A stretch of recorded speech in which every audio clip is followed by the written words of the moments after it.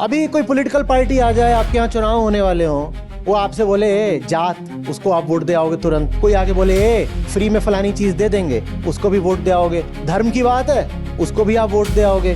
फिर एक कोई पार्टी आई, वो बोले क्लाइमेट, उसको वोट दोगे? नहीं दोगे। तो कोई पॉलिटिकल पार्टी क्यों करे क्लाइमेट की बात? क्यों करे? घटिया से घटिया मुद्दे पर आपसे वोट लिया जा सकता है और घटिया मुद्दे पर ही आप वोट दे देते हो। पर कोई आपसे ढंग की बात कर दे तो आप वोट दोगे उसको?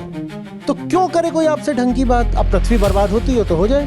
कभी कोई आगे बोलेगा ये सब नेता चोर होते हैं, कभी कोई बोलेगा ये सब बाबा लोग चोर होते हैं। उन्हें हमने ही चुना है, उन्हें हमने ही वहाँ सरताज बनाया है।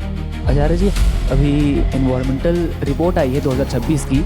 लगभग 365 में से 360 दिन ऐसे थे भारत में जिसमें एक्सट्रीम वेदर इवेंट्स देखे गए। कहीं ना कहीं बाढ़ आई, कहीं एक्सट्रीम गर्मी हो गई। 4119 ऑफिशियल लोगों की मौत हो गई है। लगभग उनका इस पर ध्यान क्यों नहीं जा रहा है? क्यों करे कोई बात? क्यों करे? सब मेरी तरह पागल है कि जो चीज़ कोई सुनना नहीं चाहता वो भी लोगों के पीछे पढ़ पढ़ के सुनाए। ये तो सीधा सीधा लोगों के ज़िंदगी और मौत का फैसला है ना। मतलब ये ऐसा नहीं, ये होगा, ये हो रहा है।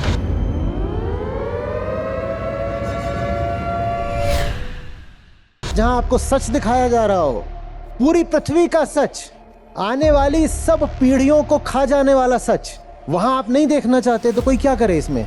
क्लाइमेट चेंज कोई भविष्य की बात नहीं है भाई, वो हो रहा है, वो आज की बात है। अब 20 साल से क्लाइमेट चेंज के बारे में बोले जा रहा हूं। क्या अभी भी भविष्य की बात है? 2 दशक तो बीत गए, कौन सा भविष्य? वो आज की बात है। आपको नहीं पता पृथ्वी का तापमान पहले ही कितना बढ़ चुका है? भविष्य में नहीं, अभी बढ़ चुका है और अब पलटा नहीं जा सकता, इर्रिवर्सिबल है। आपको नहीं पता ग्लेशियर कितने पिघल चुके हैं, पलटे नहीं जा सकते। उन पहाड़ों पर बर्फ कभी वापस नहीं आएगी। आपको नहीं पता कि तो क्लाइमेट चेंज से फर्क शरीर पर पड़ेगा, गरीबों पर पड़ेगा, फसलों पर पड़ेगा, नदियों पर पड़ेगा, जनसंख्याओं पर पड़ेगा। दूसरे पे इल्जाम लगाने से पहले आम आदमी की ओर देखो। सबसे बड़ा चोर आम आदमी है, सबसे बड़ा पाखंडी आम आदमी है। चूंकि मेहनत कर रहा हूं इसीलिए इस मंच से कहने का अधिकार रखता हूं कि आम आदमी पाखंडी है। वो होगा पाखंडी, मैं उससे प्रेम करता हूं।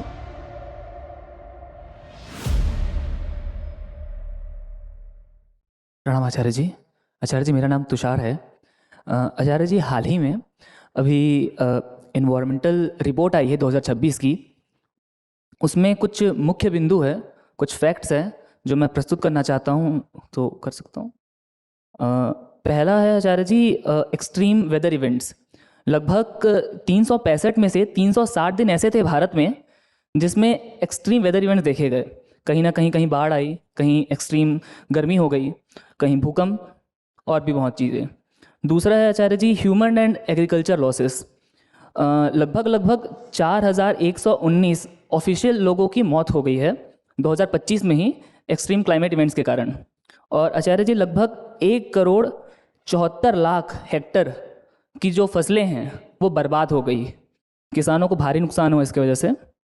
तीसरा है आचार्य जी, इसमें जो राइजिंग फ्लड रिस्क है वो लगभग 1.5 से 2 गुना बढ़ गया है, बहुत तेज़ी से और बढ़ रहा है। और बहुत से इलाकों में, खासकर नॉर्दर्न रीजन्स में बाढ़ तेज़ी से आ रहे हैं। और इसके बाद है आचार्य जी, जो ह्यूमन एंड एनिमल कॉन्फ्लिक्ट है वो दिन ब दिन बढ़ते जा रहा है। ठीक है, हाँ चलिए, ये सवाल क्या? सर, तो मेरा सवाल ये है, तो इतना कुछ होने के बावजूद भी जो मेन स्ट्रीम मीडिया है, सोशल मीडिया है, इवन जो मैक्सिमम लोग हॉल्स में हैं, उनका इस पर ध्यान क्यों नहीं जा रहा है? लोग इस पर इतना गौर नजरअंदाज क्यों करते हैं? सोशल मीडिया पर कोई जाता है तो इसलिए जाता है कि उसको व्यूज मिलेंगे, लाइक्स मिलेंगे, इसलिए थोड़ी जाता है कि वो वहां अपना अकाउंट ठप कराएगा। हॉल में कोई मूवी इसलिए दिखाई जाती है कि लोग देखने आएंगे तो पैसा देंगे। हॉल में मूवी इसलिए थोड़ी लगाई जाती है कि सामने खाली कुर्सियां रहेंगी। सोशल मीडिया पर इसकी बात क्यों नहीं हो रही है? टीवी पर क्यों नहीं आ रहा है? इस पर फिल्में क्यों नहीं बन रही हैं? अखबारों में क्यों नहीं छप रहा है? क्योंकि तुम्हें पढ़ना नहीं है, क्योंकि तुम्हें देखना नहीं है।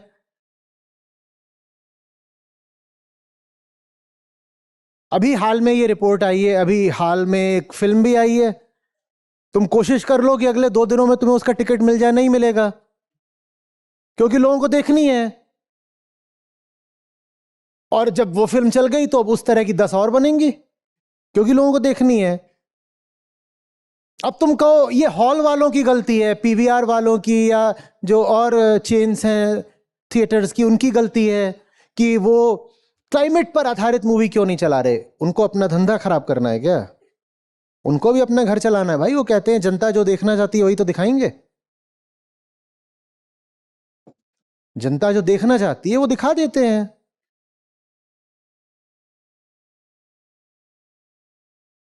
आप ऐसे क्यों हो कि आपको कहीं उत्तेजना दिखाई दे जाए तो आप कूद पड़ते हो, जल्दी से टिकट ले लूं, देखा हूं। आपको कहीं विचारधारा दिखाई दे जाए वहां पे आप कूद पड़ते हो। पर जहां आपको सच दिखाया जा रहा हो, विभाजित सच नहीं, तात्कालिक सच नहीं,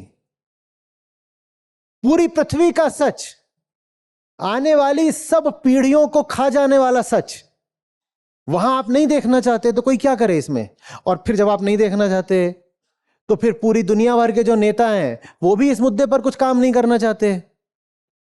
पेरिस एग्रीमेंट हो चुका, एक के बाद एक सीओपी होते रहते हैं, कोई कदम नहीं लिया जा रहा। पृथ्वी बर्बाद हो रही है क्योंकि पृथ्वी सिर्फ उन नेताओं की नहीं है, पृथ्वी आपकी है। आपको जाकर के धुरंधर देखनी है तो ठीक है, पृथ्वी बर्बाद होती रहे।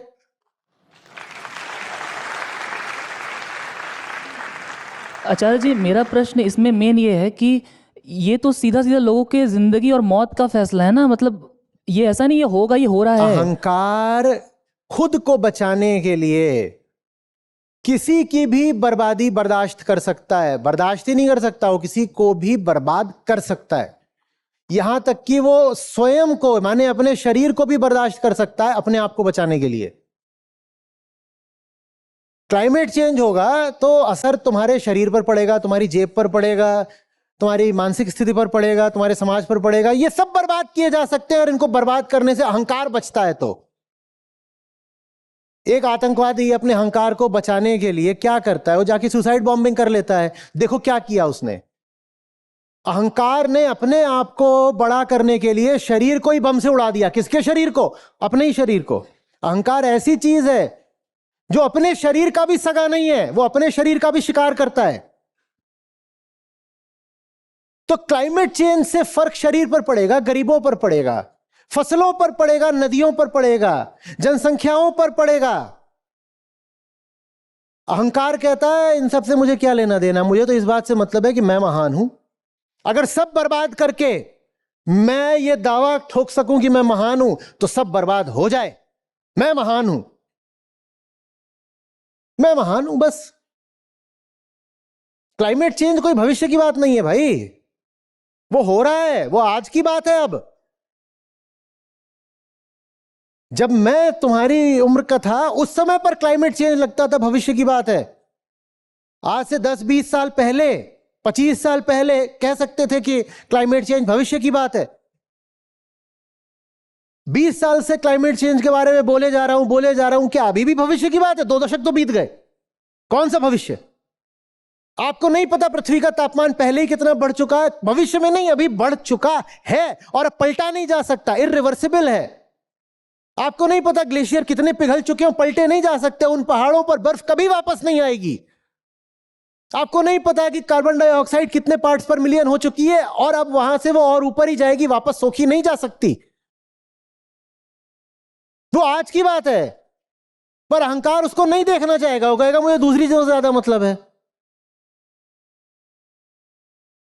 क्यों नहीं देखना चाहेगा? कारण और बताऊं साफ, क्योंकि कार्बन डाइऑक्साइड खुद अहंकार का ही निर्माण है। CO2 कम करनी है तो अहंकार कम करना पड़ेगा। ईगो जितनी ज्यादा होती है एमिशन उतना ज्यादा होता है।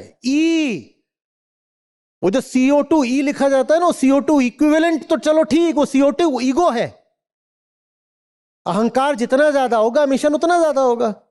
अभी ये जो लड़ाई चल रही है अमेरिका इजराइल ईरान वाली, इसकी क्लाइमेट कॉस्ट पता है ना? इसमें कितने एमिशन हो रहे हैं पता है ना? क्यों हो रहा है?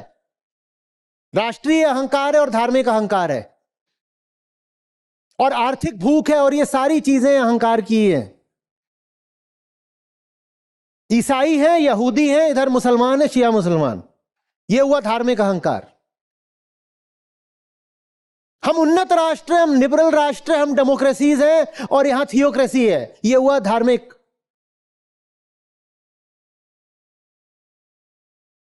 और मैं अहंकार हूं, मैं अधूरा हूं, मुझे और खाना है, खाने के लिए तेल चाहिए। ये हुआ अहंकार का आर्थिक पक्ष। जहां ईगो है वहां एमिशंस होंगे। एक एक बम जो गिर रहा है वो क्लाइमेट के साथ बलात्कार है। आपको सोचिए पहले कि एक बम गिरता होगा तो कितनी कार्बन डाइऑक्साइड उसमें से। आप एक साधारण सी गाड़ी चलाते हो और फिर कहते हो गाड़ी चला रहा हूं, वो उसको जगह ईवी ले लेता हूं।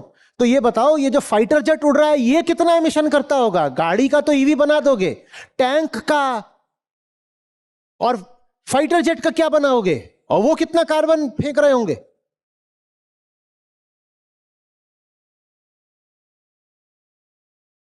और ये दिन रात सैकड़ों की तादाद में मिसाइलें इधर से उधर चल रही हैं, इनका क्या हो रहा होगा? और ये जो ड्रोन्स जा रहे हैं, इनका कार्बन डाइऑक्साइड से क्या लेना देना? पर जहां ईगो है वहां एमिशन है।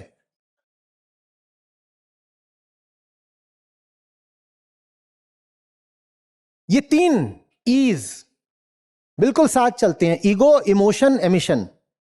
Ego, emotion, emission. जहां ईगो है वहां एमिशन होगा, और जहां इमोशन है वहां एमिशन होगा। इमोशन के क्षण में आप संयमित और विवेकी नहीं रह सकते। जहां इमोशन आया तहां आप एमिशन शुरू कर देते हो।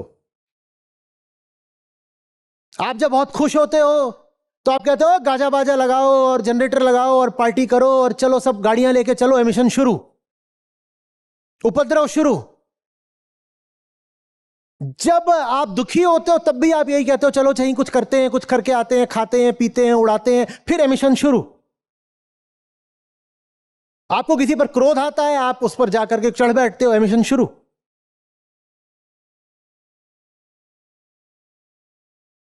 तो अहंकार क्यों करेगा क्लाइमेट चेंज की बात? अहंकार खुद क्लाइमेट चेंज है।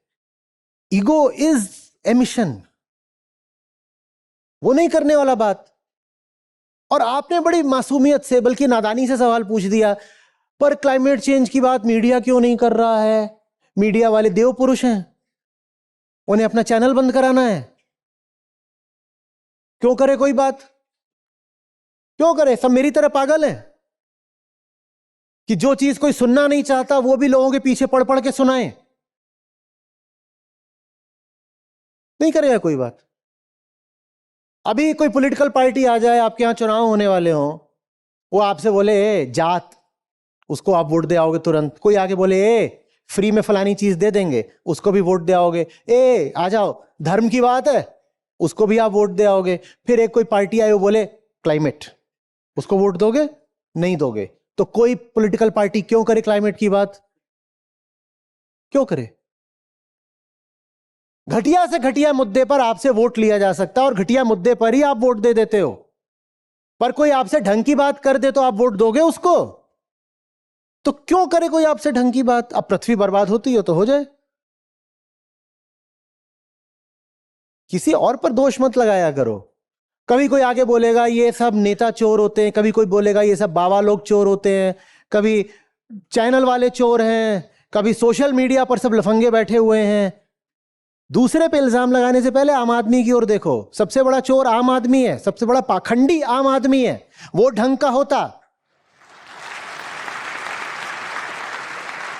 वो ढंग का होता तो ऐसे नेता चुनता, वो ढंग का होता तो ऐसे चैनल देखता, वो ढंग का होता तो ऐसी मूवी हिट होती, वो ढंग का होता तो दुनिया जैसी है क्या ऐसी होती?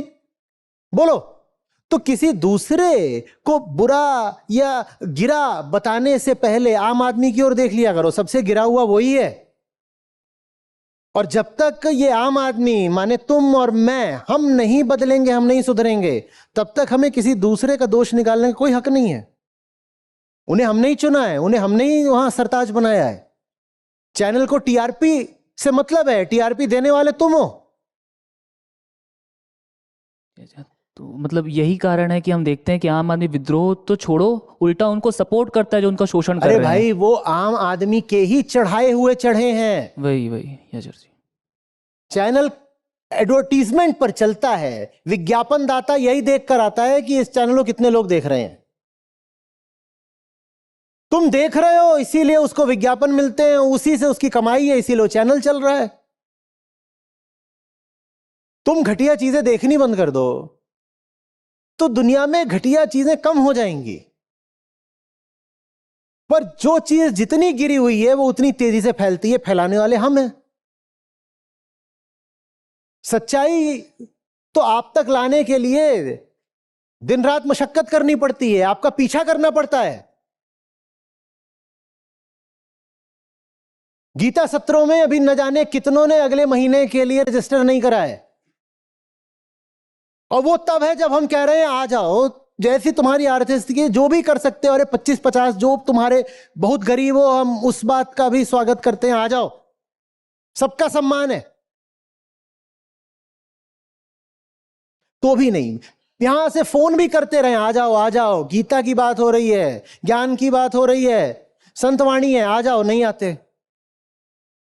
और ये जो तुम मूवी हिट कराते हो, क्या उन्होंने तुम्हें फोन करा था तब गए थे देखने? मूवी तो खुद ही कूद करके देखा है। और टिकट भी मैं देख रहा हूं कि साधारण जो दाम होते हैं उससे दोगुने भी हैं तो भी देखने जा रहे हो। जो सबसे महंगी रिक्लाइनर सीट होती हैं वो भी नहीं मिल रही, 2-2 हजार वाली वो भी सीट नहीं मिल रही हैं। उन्होंने फोन करा था, वो दिन रात तुमको मैसेजेस भेजते थे कि जल्दी से कृपया री एनरोलमेंट कर लीजिए, तब गए हो, हाँ हाँ हाँ बहुत बार वो बुला रहा है हमें देखने के लिए, तो अब जाकर उसकी पिक्चर देख ही लेते हैं। अब शिकायत करने मत आना कि क्यों धर्म की हानि हो रही है, क्योंकि जहां धर्म है वहां आम आदमी नहीं है। आम आदमी की वरीयताएं दूसरी हैं, उसको उन्माद में जीना है, उसको बेहोशी में जीना है। और ये बात मैं सिर्फ शिकायत के तौर पे नहीं कह रहा हूं, ये बात अगर बुरी लगती है तो फिर जूझो, आओ मेरा साथ दो। अगर मैं कह रहा हूं कि आम आदमी खुद पाखंडी है तो फिर उस पाखंड को हटाने के लिए दिन रात मेहनत भी कर रहा हूं। चूंकि मेहनत कर रहा हूं इसीलिए इस मंच से कहने का अधिकार रखता हूं कि आम आदमी पाखंडी है। वो होगा पाखंडी, मैं उससे प्रेम करता हूं।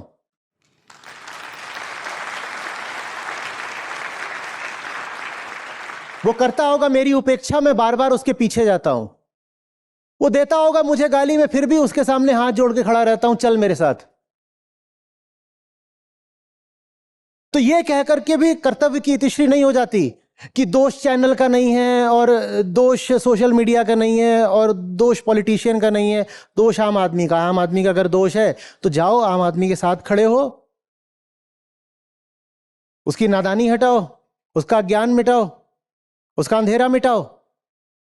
उसके लिए प्रेम चाहिए, प्रेम पैदा करो। जी आचार्य जी, हम्म धन्यवाद आचार्य जी।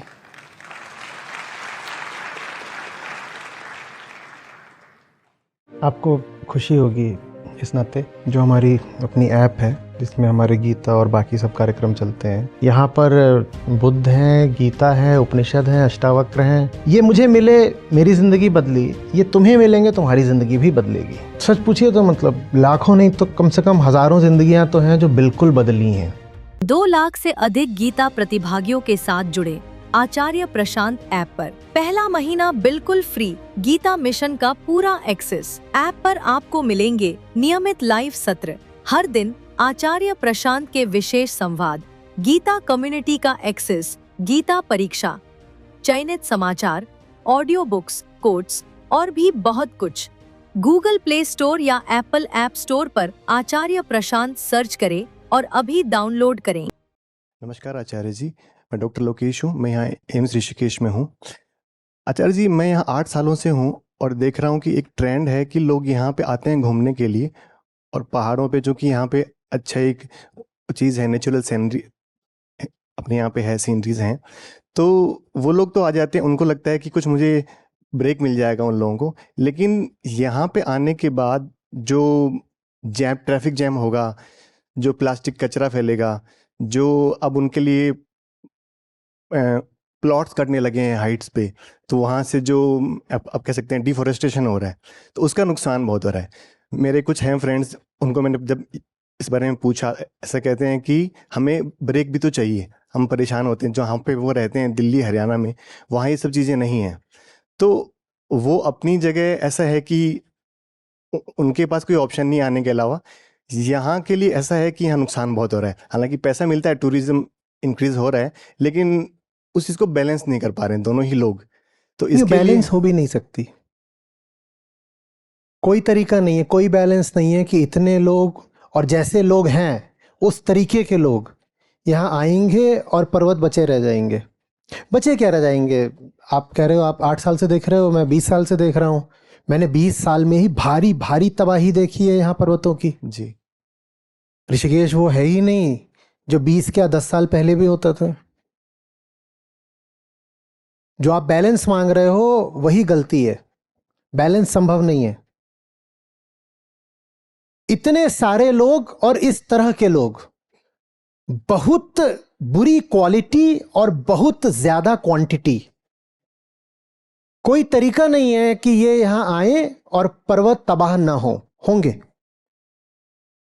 अब बताओ क्या करना है?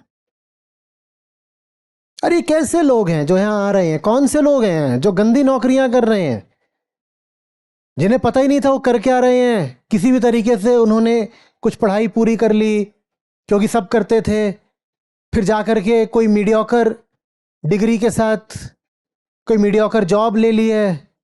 अब वो जो नौकरी है उसमें उनका खून चूसा जाता है, साथ ही साथ वो शादी ब्याह करके 2-4 बच्चे पैदा करके बैठ गए हैं, तो जिंदगी झेली नहीं जाती। पर 10-20 साल बीत गए नौकरी करते करते, तो किसी तरह से एक छोटी कार खरीद ली है, तो उसको जल्दी से वो वीकेंड पर बुर्र भगा करके यहाँ ऋषिकेश में आ जाते हैं क्योंकि कहीं और जा नहीं सकते। ये आदमी जिसकी जिंदगी तबाह है, ये जब पर्वतों पर आएगा तो क्या पर्वतों को तबाह नहीं करेगा? आप क्या उम्मीद कर रहे हो? तो 2-3 बातें हैं, या तो चलाओ वैश्विक आंदोलन, साथ दो हमारा, बढ़ाओ गीता कार्यक्रम को कि जनसंख्या की चेतना का स्तर ही थोड़ा बढ़े, लोग बेहतर हो पाए। पर वो थोड़ा लंबा कार्यक्रम है, रातों रात आप लोगों के दिल नहीं बदल सकते। तो तब तक अगर उत्तरांचल वासियों में अपने पर्वतों और नदियों के लिए प्यार हो तो एंट्री टैरिफ लगा दो, मत घुसने दो इतने लोगों को, भले ही वो बात नाइंसाफी की लगे, भले ही फिर इल्जाम लगाए जाएं कि अरे क्या गरीबों के लिए इस दुनिया में कोई जगह नहीं, क्या गरीबों को पर्वतों पर जाने का हक नहीं। कोई और तरीका है नहीं, कोई और तरीका नहीं है। जितना लगाया गया बहुत कम है, इतना ज्यादा लगा दो कि नहीं प्रवेश कर पाए आम आदमी, और बिल्कुल आम आदमी इस बात पर तिलमिला जाएगा। वो कहेगा तो क्या करें हम, क्या हमें पहाड़ों की चोटियों और ठंडक का अधिकार नहीं है? अभी क्लाइमेट चेंज हो गया, इतनी गर्मी होगी दिल्ली में, क्या हमें हक नहीं है कि हम भी जाएं ऋषिकेश और नैनीताल मसूरी घूमें? बात तुम्हारी नहीं है, तुम छोटी चीज हो, तुम आए हो चले जाओगे। बात इस ग्रह की है, पृथ्वी की है, और इसकी करोड़ों प्रजातियों की है, इसके वनों के विनाश की है।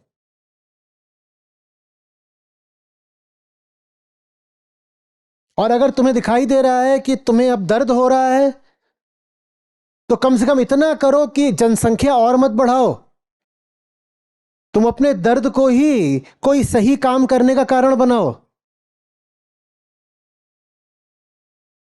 और अगर तुम्हें सचमुच प्यार ही है वनों से और नदियों से और पर्वतों से, तो फिर जितना एंट्री टैक्स लग रहा है उतना दे दो और आ जाओ। और उतना एंट्री टैक्स देने के लिए अगर तुम्हें अपनी तनख्वाह का 25% भी देना पड़ता है तो दो ना, क्योंकि तुम्हें तो प्यार है, प्यार में तो दिया जा सकता है। पर आसानी से यहां आ करके विध्वंस मचाना, इसकी अनुमति नहीं होनी चाहिए। और जब मैं बोल रहा हूं बात नाइंसाफी की नहीं, समझिएगा, मैं बस ये कह रहा हूं कि आम आदमी जो यहां पर आता है वो बड़े सब्सिडाइज्ड तरीके से पर्वतों का विनाश कर रहा है। क्योंकि जब वो यहां आ रहा है ना, तो उसके यहां आने की इकोलॉजिकल कॉस्ट आप कैलकुलेट नहीं कर रहे, फैक्टर इन नहीं कर रहे। आप उससे ये छोटा मोटा जो टोल टैक्स वगैरह ले लेते हो, इससे कुछ नहीं होता। आप गिन ही नहीं रहेगा अगर वो यहां आया है तो उससे कुल वो नुकसान यहां कितना करके जाएगा, और जितना वो नुकसान करके जाएगा उतना उससे पहले ही ले लो। ये कोई नाइंसाफी की बात तो नहीं हुई ना भाई। तो यहां आया है तू यहां एक जबरदस्त तरीके से नुकसान करके जाएगा। पहले हम उस नुकसान का हिसाब नहीं रखते थे, पर अब हम उस नुकसान का हिसाब रखना चाहते हैं, और आने से पहले इतना पैसा दे दे, क्योंकि तू इतने पैसे का नुकसान करने जा रहा है। ये हम नाइंसाफी नहीं कर रहे। तू आया है तो तू इतना नुकसान करेगा, वो उतना पैसा तू मैं पहले ही दे दे, और नहीं दे सकता तो कृपा करके मत आ।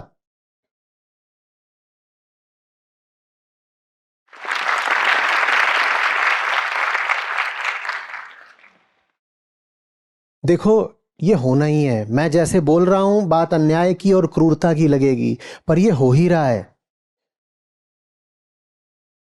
जितनी भी ऐसी जगहें हैं जहां अभी भी ताजी हवा है और थोड़ा सा सुंदर मनोरम दृश्य है, साफ पानी है, वो जगहें सब अमीरों द्वारा हड़प ही ली जा रही हैं। ये जिन्होंने अपनी तादाद बढ़ा दी है, बिल्कुल कीड़े मकोड़ों की तरह, इनका तो भविष्य वैसे भी बर्बाद है।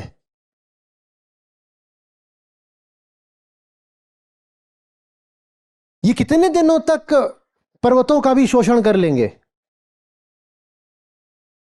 क्लाइमेट चेंज होगा और बढ़ गया तापमान 4-5 डिग्री, तो जमीन यहां सोने के भाव बिकेगी, क्योंकि यहां ठंड होगी। तो क्या आम आदमी खरीदेगा वो जमीन? आम आदमी के लिए तो वैसे भी कोई भविष्य नहीं है। आम आदमी तो बस फंसा हुआ है अपनी बेहोशी में, नशे में, अपने सपनों में, बिना ये जाने कि वो कैसी दुनिया में जी रहा है और दुनिया को क्या बना रहा है। बिना ये जाने कि ये जो अमीर हैं वो गरीबों के ही शोषण पर और खून पर अमीर बने हैं, और उन्हीं अमीरों को अपना आदर्श मानता है। तो जब वो इतनी बड़ी बड़ी गलतियां कर रहा है, तो फिर जिंदगी ही उसको सजा देगी ना। उसको अगर सजा मिल रही है तो ये बात आपको नाइंसाफी की क्यों लग रही है? जैसे अपनी जिंदगी गंदी, जैसे अपने रिश्ते गंदे, जैसे अपनी कमाई गंदी, जैसे अपनी पढ़ाई गंदी, वैसे ही आकर के यहां पर पानी की बोतलें, चिप्स के पैकेट, जितने तरह की गंदगियां हो सकती हैं करते हैं।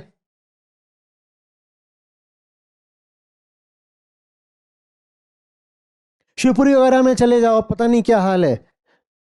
नंगे पांव चलो तो बियर की बोतल के कांच धस जाएं। ये कोई यहां पर शांति और मुक्ति के लिए आ रहा है? ये यहां जो करने आ रहा है, बस उस नाश की कीमत उससे पहले ही वसूल कर लो। क्योंकि तू यहां पर कोई पर्वतों का सम्मान करने नहीं आ रहा है, तू आ रहा है राफ्टिंग करने। और कितने भद्दे तरीके से वो करता है, और क्या गा रहा होता है।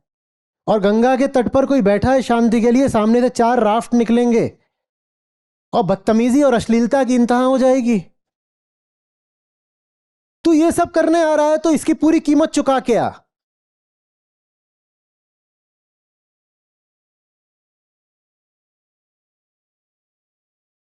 और उससे जो फिर पैसा इकट्ठा हो, उसका इस्तेमाल होना चाहिए प्रकृति के संरक्षण में।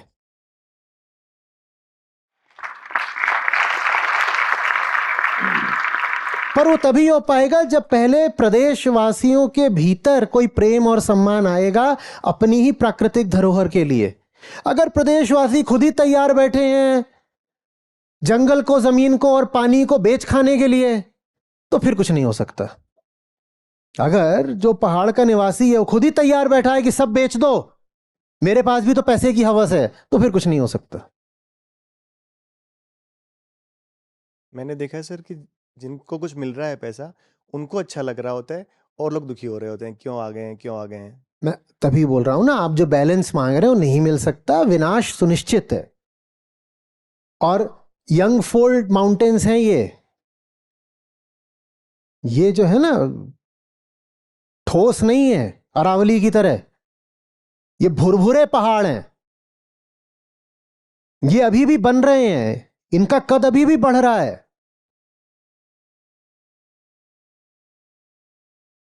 जिस कदर ये गिर रहे हैं और गिरेंगे, प्रदेश से झेला नहीं जाएगा। मैंने अपनी आंखों से इनका विनाश देखा है पिछले 2 दशकों में ही। पहाड़ काट रहे हैं और जो मलबा निकल रहा है नीचे गंगा में फेंक रहे हैं। और ये काम आयोजित स्तर पर करा जा रहा है, शायद स्वयं सरकार के द्वारा करा जा रहा है।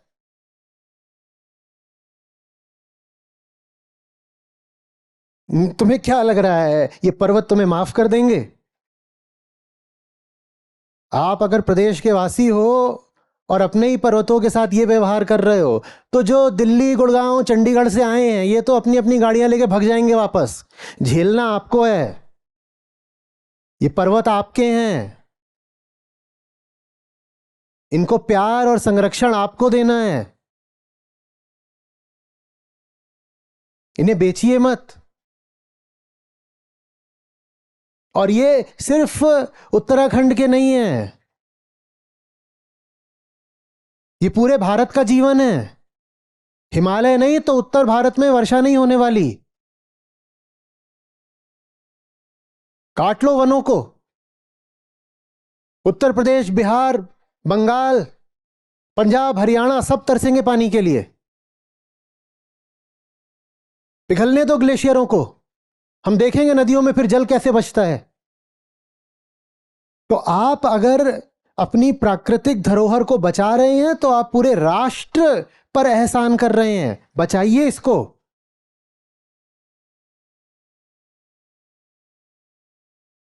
विकास के नाम पर प्रकृति का शोषण, इससे बड़ी मूर्खता नहीं हो सकती।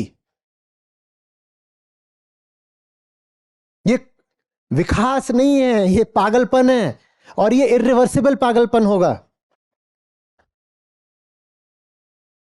जब तक आपको बिल्कुल प्रत्यक्ष प्रमाण ही मिलेगा कि ये हमने क्या कर दिया, तब तक बहुत देर हो चुकी होगी।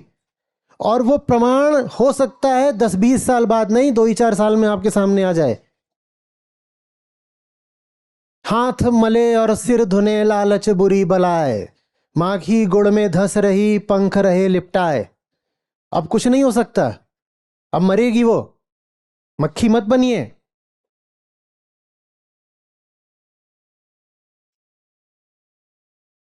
जोशीमठ धस रहा था, उस पर मैंने कुछ बात करी थी।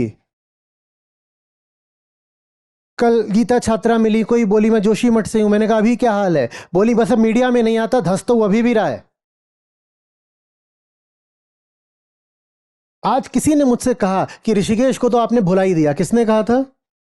आपने कहा था। बुरा लगता है। एक समय था जब मैं ऋषिकेश को होम टाउन बोला करता था। मैं कहता था यही मेरा शहर है। मैं सचमुच यहां बसना चाह रहा था। पर जो हाल किया है ना ऋषिकेश का, बुरा लगता है, चोट लगती है, देखने से बचता हूं। इसलिए कम आता हूं ऋषिकेश की तरफ। बहुत प्यार किया है मैंने उस शहर को, इसलिए उसे अब देखना नहीं चाहता, जो दुर्दशा कर दी उसकी। आऊंगा, यद्यपि इसी महीने में आऊंगा।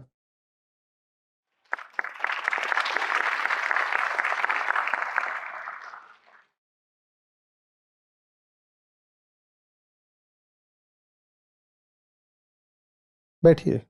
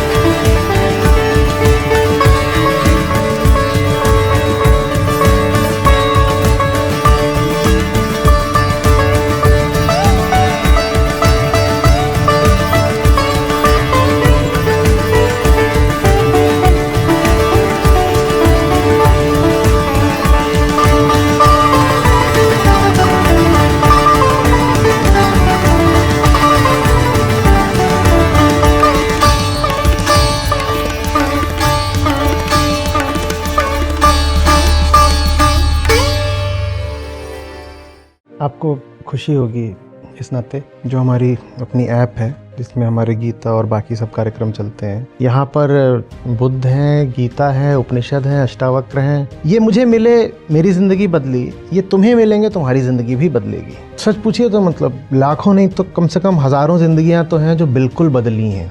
2 लाख से अधिक गीता प्रतिभागियों के साथ जुड़े आचार्य प्रशांत ऐप पर। पहला महीना बिल्कुल फ्री गीता मिशन का पूरा एक्सेस। ऐप पर आपको मिलेंगे नियमित लाइव सत्र, हर दिन आचार्य प्रशांत के विशेष संवाद, गीता कम्युनिटी का एक्सेस, गीता परीक्षा, चयनित समाचार, ऑडियो बुक्स, कोट्स और भी बहुत कुछ। गूगल प्ले स्टोर या एप्पल ऐप स्टोर पर आचार्य प्रशांत सर्च करें और अभी डाउनलोड करें।